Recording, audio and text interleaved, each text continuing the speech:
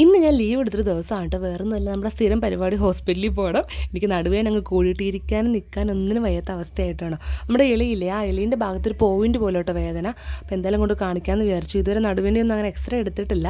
ഇനി അങ്ങനെ എന്തെങ്കിലും ഉണ്ടോ എന്ന് അറിയാനായിട്ട് നമ്മൾ ഇന്ന് എക്സ്റേ കൂടി എടുക്കണം എന്നൊക്കെ വിചാരിച്ചത്. പിള്ളേർ രണ്ടുപേര് രാവിലെ സ്കൂളിൽ കൊണ്ടാക്കി കേട്ടോ. ഇന്നിപ്പോൾ മൂന്നാമത്തെ ദിവസമാണ് സ്കൂളിൽ പോയി തുടങ്ങിയിട്ട്. അപ്പോൾ എന്തായാലും തെച്ചൂട്ടി ഇന്നും ഒരു കുറച്ചായിട്ട് കരയാൻ തുടങ്ങിയിട്ടുണ്ട് കേട്ടോ. സ്കൂളിൽ പോകണ്ടെന്നൊക്കെ പറച്ചിൽ തുടങ്ങിയിട്ടുണ്ട്.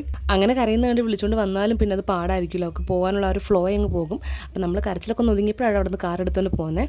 മോനിപ്പള്ളി ഹോസ്പിറ്റലിൽ ഡോക്ടറായിട്ടോ കാണിക്കുന്നത്, ഓർത്തോ ഡോക്ടറാണ്. അപ്പോൾ മുന്നേ അല്ലുക്കുഞ്ഞിൻ്റെ കാലൊക്കെ കാണിക്കാൻ വേണ്ടി ആദ്യം നമ്മൾ വന്ന ഈ ഹോസ്പിറ്റലാണ് കേട്ടോ. അങ്ങനെ അവിടെ കണ്ടിട്ട് എക്സ്റേ എടുത്തിട്ട് വരാൻ പറഞ്ഞു. അപ്പോൾ അതിന് മുന്നേ ബി പി ഒക്കെ നോക്കുവാണ്. ബി പി നോർമലായിരുന്നു, 100, 60 അങ്ങനെ അങ്ങോട്ടൊക്കെ ആയിരുന്നു, കുഴപ്പമില്ലെന്ന് പറഞ്ഞു.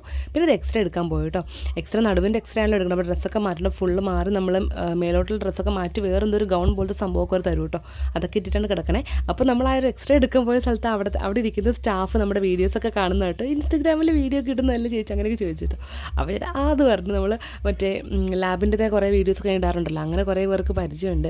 അങ്ങനെ ഒരു ലോഡ് മരുന്നുമായിട്ട് ഇതേ വന്നു കേസ്. ഏകദേശം ഒരു 10,000-2000 രൂപയ്ക്ക് മരുന്ന് വാങ്ങിച്ചിട്ടുണ്ട്. പെയിൻ കില്ലറാണ് മെയിനായിട്ട് നിന്ന് 5 ദിവസം പെയിൻ കില്ലർ കഴിക്കാൻ പറഞ്ഞു. ബാക്കി എല്ലാ സപ്ലിമെൻറ്റ്സ് ആട്ടോ, വൈറ്റമിൻ, കാൽഷ്യം അങ്ങനെയുള്ള സപ്ലിമെൻറ്റ്സ് ആണ് ബാക്കി തന്നേക്കണത്. അപ്പോൾ അതൊക്കെ കഴിക്കണം. ഒരു മാസത്തേക്ക് മരുന്നുണ്ട്. വൈകുന്നേരം അമ്മച്ചി മറ്റേ ഉണക്കക്കപ്പ പുഴുങ്ങിയതും കൊഞ്ചില്ലേ, കൊഞ്ച് ഫ്രൈ, കൊഞ്ചിങ്ങനെ തേങ്ങാക്കൊത്തൊക്കെ ഇട്ടിട്ട് അങ്ങനെയൊക്കെ കറിയാക്കി വെച്ചിട്ടുണ്ടേ. അപ്പോൾ നമ്മൾ ജിമ്മിൽ പോയായിരുന്നു, വർക്കൗട്ട് ചെയ്യണമെന്ന് ഹോസ്പിറ്റലിൽ നിന്ന് പറഞ്ഞു. അങ്ങനെ ജിമ്മിലൊക്കെ പോയിട്ട് വന്നു. കുറച്ചൊക്കെ സാധനങ്ങളൊക്കെ വാങ്ങിക്കുന്നുണ്ടായിരുന്നു. അതുകൊണ്ട് എൻ്റെ കുപ്പി പോയി ഗൈസ്. അങ്ങനെ കുപ്പിയൊക്കെ വാങ്ങിച്ചു. അതിൻ്റെ ഇടയ്ക്ക് പിള്ളേർക്ക് 2 കളിപ്പാട്ടൊക്കെ വാങ്ങിച്ചു കേട്ടോ. അങ്ങനെ കൂത്താട്ടുള്ളത് പഠിക്കണിച്ചിൽ നിന്ന് വാങ്ങിച്ചത്. അങ്ങനെ നേരെ വീട്ടിൽ പോകുന്നു കേട്ടോ. അപ്പോൾ ഇന്നത്തെ കുഞ്ഞു വീട് ഇത്രയുള്ളൂ. നമുക്ക് അടുത്ത വീഡിയോ കാണാം.